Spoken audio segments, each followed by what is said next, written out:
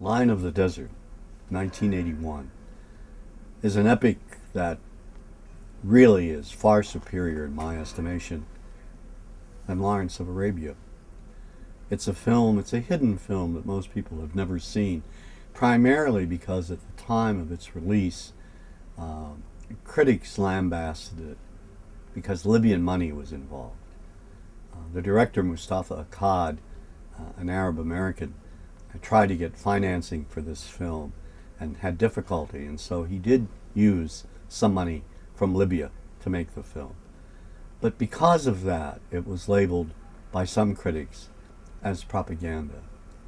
But it's a brilliant film for many reasons. One is, it's a film where Islam is revered.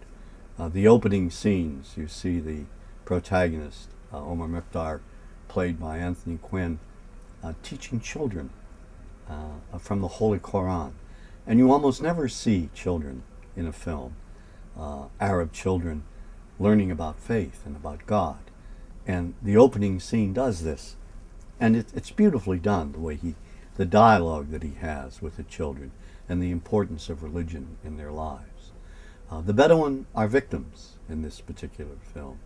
It's based on historical fact, the Italian occupation of Libya in the early 1900s, the use of poison gas, which is not in the film. Interesting. That particular scene is not. But historians say that at the time of the fascists' occupation of Libya, maybe a third of the population really, they perished. So it was a brutal occupation. They were incarcerated, barbed wire. There's stock footage in this film showing the incarceration as it actually took place, plus Akkad has his own view of it. Omar Mukhtar, the protagonist, played by Quinn, is a man of peace.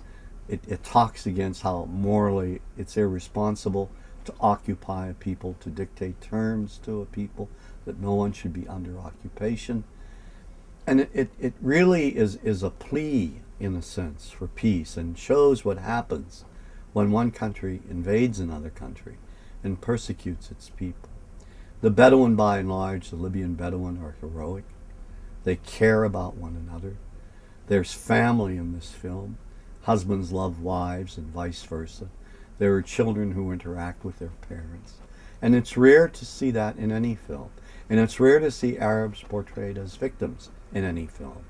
In this particular film, again, if you're a historian, if you're a Middle East historian, and you want to know exactly what happened in Libya around 1911, actually for around 15, 20 years, with the Italians and how the persecution of the Libyan people at that particular time in history, it's a classic film in terms of the material that it presents.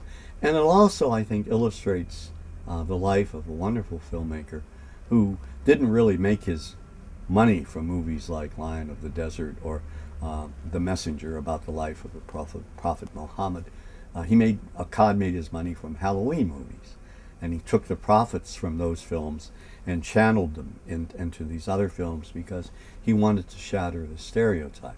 He was one of probably the first Hollywood filmmaker, Arab American, who was committed to shattering harmful myths about the Arab people and Arab culture.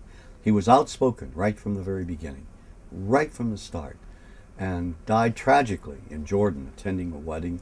A terrorist came in to where they were having the ceremony, and Moustapha and his daughter were killed. And it was a very tragic ending to his life. I don't know what other films he might have done, but this particular film was really never given the critical acclaim that it deserved. It's some of the most beautiful cinematography that you'll see in any film, particularly at this particular time. And for the first time, maybe, or at least some of you in the audience, will cheer for the Bedouin.